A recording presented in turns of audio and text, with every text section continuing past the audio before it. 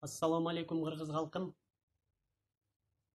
Мен ушу кайрылуумдун себеби ушул өзүңүздөр көрүп атасыздар.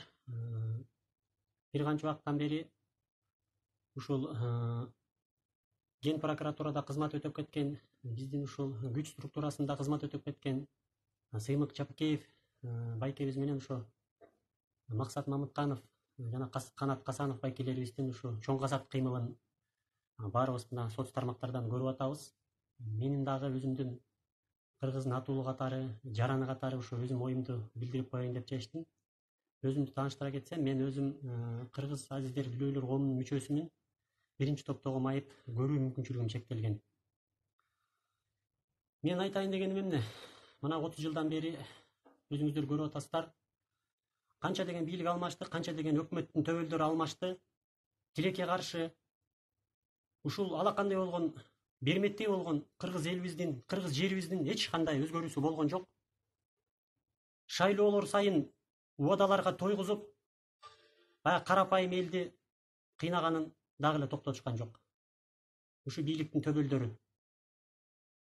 Менин жан дүйнөм уже оргуштап кетти. Жан дүйнөмдөгү, жүрөгүмдө, көкүрөгүмдө чыккан менин көзүм ааламды көрбөсө дагы, мен өзүм ааламды көкүрөк менен, көөдөм менен туям. Муну мага окшогон азиз, көз көрбөгөн сокур адам гана түшүнө алат. Бирок ошентсе дагы мен кыргыздын жараны катары ушуну айтып коеюн чечтим. Биздин азыркы бийлик төбөлдөрү эң чоң максаты эмне болуп калды? Булардын максаты өзүнүн ээлеген кызматын гана калкалап, ошого жетип, кандай ресурстарды, кандай күчтөрдү колдонбойун эптеп эле иши кылып ошого жетиш керек, кызматта отуруш керек. Шайлоонун алдындагы берген убадалары пенсия пособия көбөйөт, мугалимдердин, дарыгерлердин айлык акылары көбөйөт. Жашоо турмуш оңолот, завод, фабрикалар ачылат.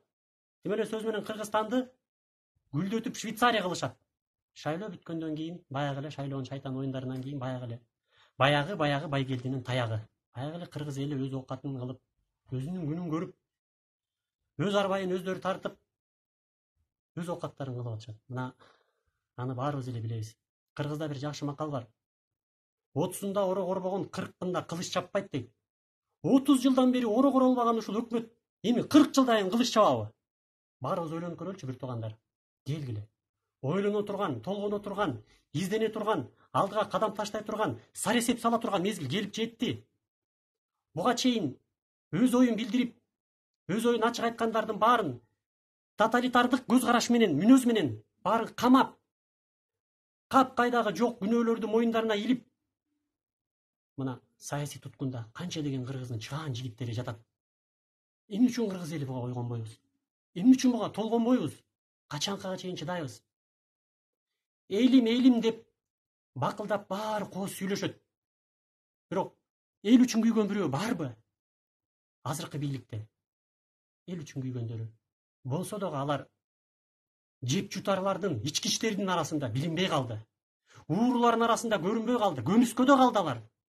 Бирок алар чыгайын десе дагы аларды чыгарбай, бутунан тартып, жол тосуп, бөгөт коюп аларга кандай бир өзүнүн бир болгон мүмкүнчүлүктөрүн пайдаланып, андайларды алдыга чыгарбай жатат. Урматтуу элим, мен элим деп сыймыктанып айта алам. Башымдагы ак калпагымды, ала тоодой болгон ак калпагымды кийип турганыма сыймыктанам. Мен ушул көп ойлонуп, көп ой толгонуп жүрдүм. Канткенде өз элибизге салымыбызды кошуп кетебиз. Биздин ата бабаларыбыз өзүнүн сөзү менен, төкмөлүк ырлары менен, жазма ырлары менен, кылып кеткен иштери менен кыргыз элине салымын кошуп кетишкен.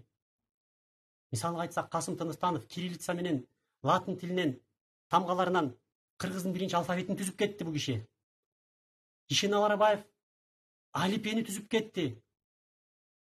Чыңгыз Айтматов өзүнүн чыгармалары менен дүйнө жүзүнө таанытты. А биз эмне кылабыз? Биз азыркы жаштар эмнени ойлонобуз? Кантип салымыбызды кошобуз? Ойлонууга да мүмкүнчүлүк болбой атат. Себеби эмнеге? Азыр жакшы ойду күрүшүн жакшы курсак тойгузуш керек. Жакшы кийиниш керек. Адамдын санаасы ток болуш керек, жүрөгү ток, көңүлү ток болуш керек. А карапайым адамдын бир гана максаты кантип карапайым курсагын тойгузуу, аш курсагын тойгузуу. Ошону менен алектенип жатса, кантип кыргыздарда ушундай чыгаандар, күчтүү инсандар, таланттар кайдан жаралат? Баарын оздорун бууп, кол буттарын тушап салса. Мен ушу өзүм кичине ырчыймелеп коем. Ушу 4 сапырымды ушу жерден окуп коеюн. Бул ушу биздин жогорудагы отурган атка минер, ушу биздин бийликтеги төбөлдөр, төрөлөргө арналат ушул ырым. Элим деп калп сүйлөп, түлкүчө куйтуңдагандарга арнадым ырымды. Эске албай элдин абалын, эсиреп кеттиң аларың, энчилеп алган сыяктуу ээлешип кызмат базарын. Булар ошо кызмат бөлүштүргөндө базар катары пайдаланып алышты. Сен баланчанын министри бол. Сен прокуратурада түкүнчө кызмат дээле. Сен баланча жерде депутаттын жардамчысы бол. Сен түкүнчө санаториянын башкы дарыгери бол. Башка эчтеке менен алектенбей калдык.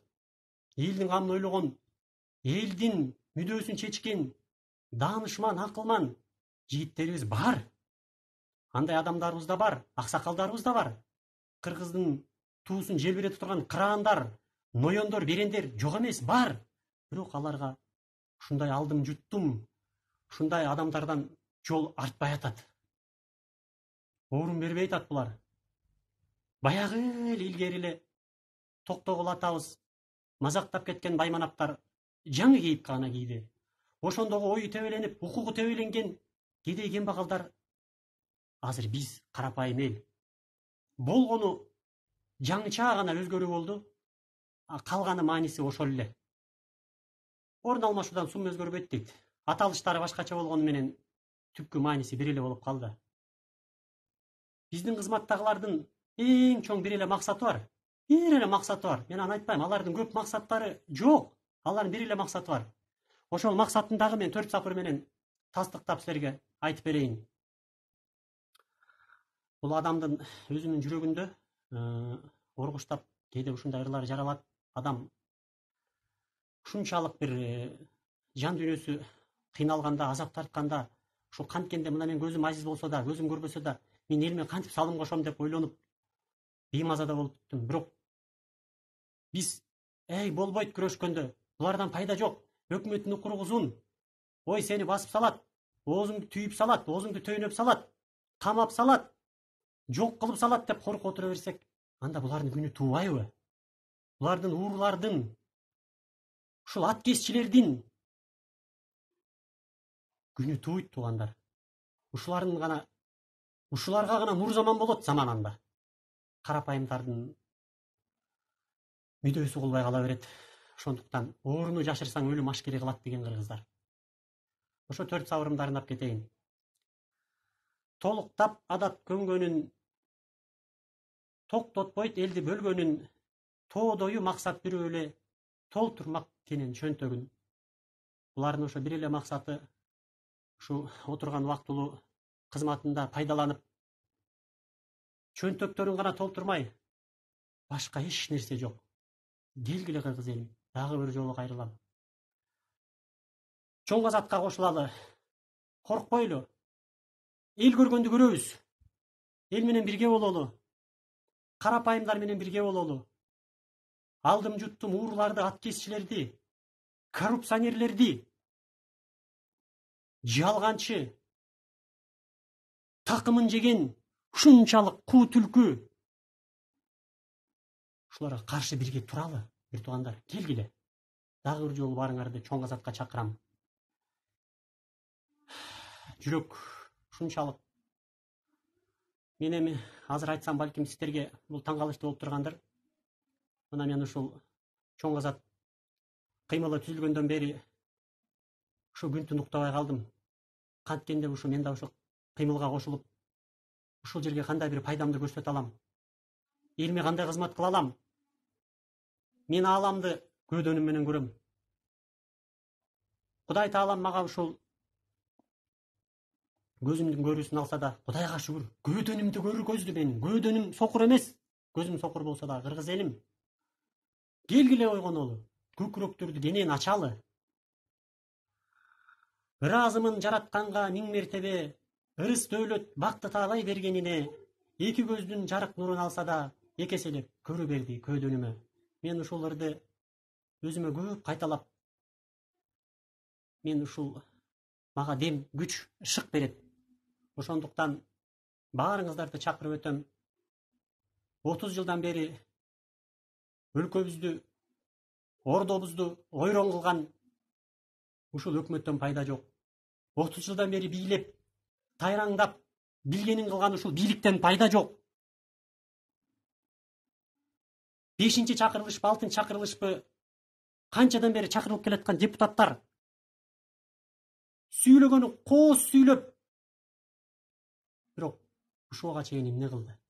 Азыр депутаттардын баары эле бакылдап популизмден башка эч нерсе менен алектенбей калышты. Баарыбыз көрүп турабыз аны, ачык билип турабыз. Баарыбыздын эле айткыбыз келет, жүрөктөгү, көкүрөктө чыгып жаткан тоонун булагындай ургуштап турган сезимдерибизди, ойлорубузду, пикирлерибизди айткыбыз эле келет, бирок баарыбыз жалтак болуп калганбыз. Анткени мен эмнеге айтып атам? Менин бир тууганым бар. Барыңар сот тармактардан көрсөң керек, Темирлан Ормуков деген акын өзүнүн оюн ачык айтып, билдирип, ажообузга чейин ыр жазып, чындыкты коркпой айтып, сотторго чейин айтып, соттордун чоң төрөлөрүнө чейин коркпой, ошолор менен тирешкендиги үчүн, ошолорго акыйкатты айткандыгы үчүн камалып да кеткен. Бирок ак ийилет, бирок сынбайт. Чыкты. Ошону камаган соттор, ошону былгаган депутаттар, ошону буйрук берген чоңдор, алардын мартабасы жогорулап кеткен жок. Бирок ошол Темирлан Ормуковдун азыр мартабасы алардыкына караганда бир канча өйдө болуп калды, бир туугандар. Ошондуктан баарыңыздарды чоң азат кыймылына чакырып кетем. Келиңиздер. Сыймык Чапкеев байкебиз туура айтат. Колдойм эле колдойм. Мен айыл өкмөттө иштейм. Мен колдогом эле келип атат. Мэрияда иштейм. Мен баланча түкүнчө жерде иштейт элем. Жумушум аңгысым болуп калат деп. Анда коркуп, ошолордун көзүн карап, ошолор эмне десе, ошолор эмне буйрук кылса, анда ошолордун улагасында жүрө бергиле. Бийликтин улагасында камчысын чаап, коюна кошомат кылып, кой союп жүргөндөн көрө саясий туткун болуп, ошонун төрүндө жүргөн жакшы. Коркпогула оюңарды ачык. Мына президентибиз урматтуу Сооронбай Шарипович коррупция менен күрөшөбүз деп 2017 жылы президенттикке шайланганда элге чоң убадасын берген. Урматтуу Сооронбай Шарипович, сиз адилет, калыс президентсиз, сиз журт атасысыз. Мен сизге терең ишенем. Сиз ушул акыйкатсыздык менен аеосуз күрөшөт деп үмүт чиркин үзүлбөйт экен. Дагы эле ишенем. Ошондуктан коркпогула, көргөзгүлө, айткыла деген сөз эсимде. Мен тилекке каршы ошол анча-мынча нерсени көзүм менен көрбөсөм дагы, анча-мынча нерсени жүрөгүм менен туюп билип эле турам. Ошондуктан ары тереңдеп кирбей эле коеюн. Сөз ээсин табат. Ар ким өзүнүн деңгээлине, турган турпатына, ой жүгүртүүсүнө жараша кабыл алат деп ойлойм. Көңүл бурганыңыздар үчүн чоң рахмат.